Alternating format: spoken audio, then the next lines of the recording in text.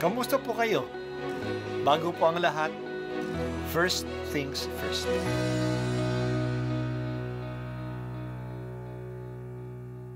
Good morning po.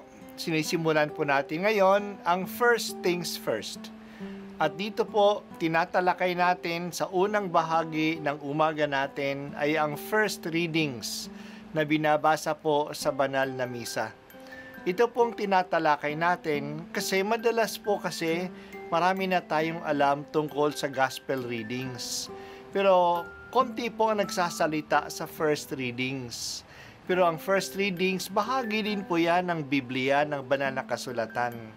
Kaya susubaybayan po natin ang mga first readings, basahin po natin at kuminsan kailangan ng basahin ng 2 o 3 beses bago maintindihan kasi hindi po tayo familiar sa mga istorya at sa mga kaisipan na tinatalakay dito.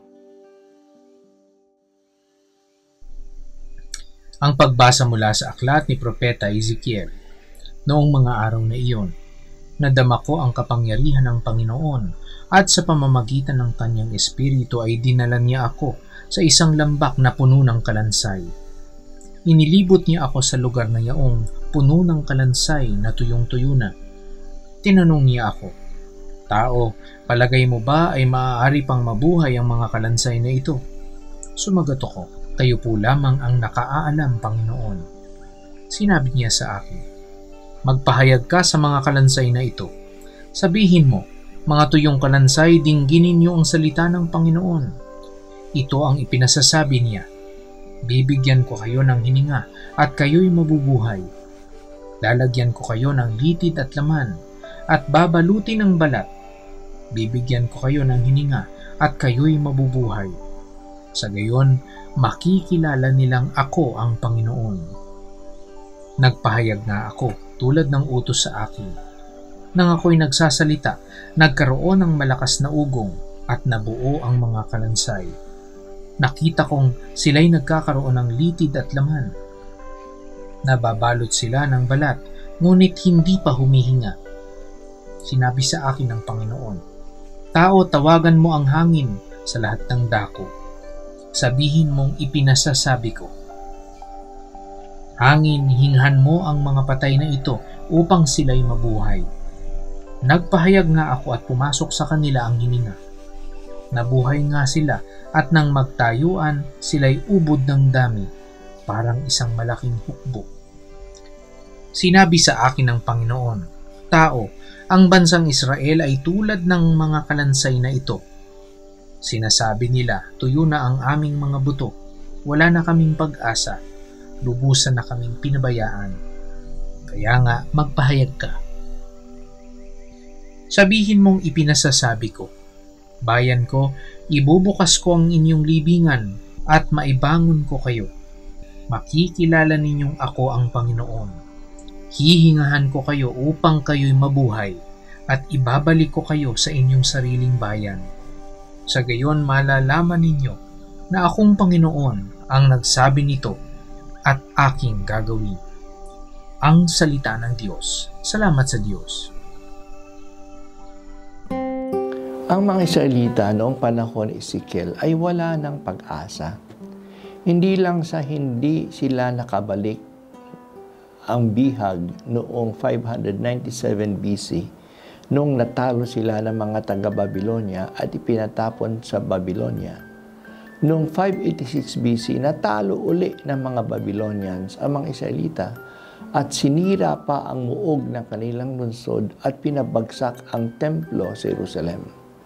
Lalong mas maraming mga tao ang pinatapon sa Babylonia. Wala na silang pag-asa na makabalik pa. Wala na silang babalikan.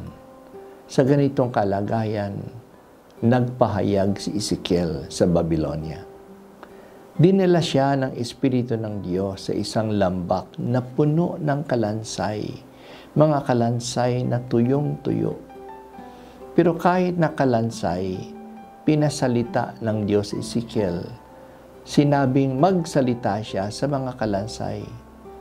Nagsalita ang propeta at ang mga kalansay ang nagkaroon ng laman. Naging mga bangkay Nagsilita uli siya sa mga bangkay at nagkaroon ng buhay ang mga ito. Tumayo ang mga bangkay at nag-isang malaking hukbo sila. Ito ay larawan ng mga Israelita. Sila ay patay na, wala nang buhay, tulad ng mga kalansay. Pero sinabi ng Diyos na ibangon sila sa kanilang mga libingan. Bubuhayin uli sila ng Diyos. Bibigyan ng pag-asa at sila ay makababalik uli sa kanilang bayan. Ano ang ginagamit ng Diyos upang bigyan ng buhay ang mga kalansay at ang mga bangkay? Ang salita. Ang salita ng Diyos. Nagsilita si Ezekiel sa mga kalansay at sa mga bangkay.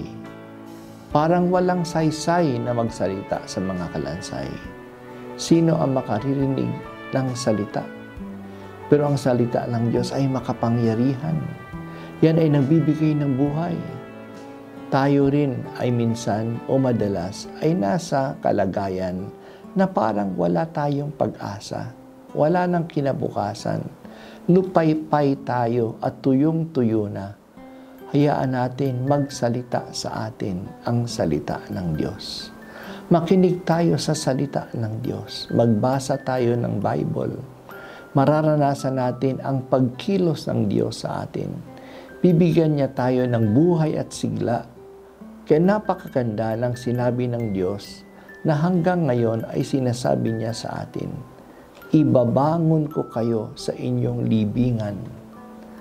Iyan ang ating Diyos. Siya ay bumubuhay sa mga patay. Sana sa pakikinig sa first things first, hindi lang lumalalim ang ating kaalaman sa Bible. Nagiging masigla ang ating pananampalataya. Binubuhay ang ating loob at mas magiging masigasig tayong gumawa ng kalooban ng Diyos. Ang salita mo, O Diyos, ay siyang tubig na pumapawi sa aming pagkauhaw at ang pagkaing bumubusog sa aming pagkagutom. Binibigyan mo kami ng sigla sa pamamagitan ng iyong salita. Magsalita ka, O Panginoon, at akong iyong lingkod ay susunod sa iyo.